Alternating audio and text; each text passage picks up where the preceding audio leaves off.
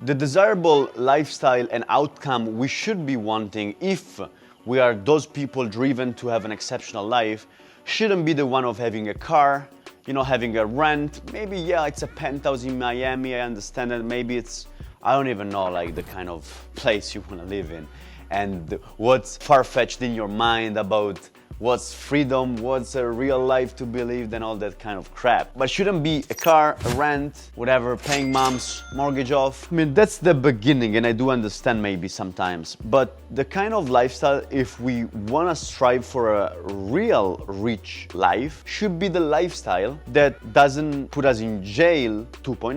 So it doesn't make us a slave 2.0, which is the people who make 10, 20, 30K a month, 50, maybe 100, but then they spend 20K on dresses, on clothes every day, every month. They spend 10,000 on a rent. If 10,000 is very cheap, let me tell you, like it's 15,000, maybe 20,000 if you want to have a real place in Tel Aviv, if you want to have a real place in Dubai, if you want to have a real place in Los Angeles, like 20,000, it's still nothing actually, to be true. A car, maybe you pay with the fuel, I don't even know, like 5K a month. Maybe you want to have 2 cars, maybe you want to have 3. And if you add all those things up, if you stack them up, you will get to a point where you spend like 70K a month and you make 100K a month. And if you go somewhere else, you want to change place and go to Thailand, you want to change place and go to Japan, you want to go to live in Italy, for example, Spain, you still have so many liabilities weighing you down. You have still all those burdens on your back. There's like the mortgage and the house and your mama house and the rent and the car and the other car and the lifestyle and the habits of spending every time at dinner $300, $500, $700, and you go to the clubs and you just want to throw, you know, those money and pop bottles. Look at how much you're a slave to your income. So the kind of fact that I'm placing on the table at the moment is, hey, dude, listen up. You want to make 200K a month? Absolutely, you should be wanting 100K, 50K, 20K. Already done in my mind. But you don't want to be tying yourself up to certain things, which at the end of the day is not the final goal. The ultimate goal is to be absolutely free. It's to also have maybe investments that don't tie you in a certain place.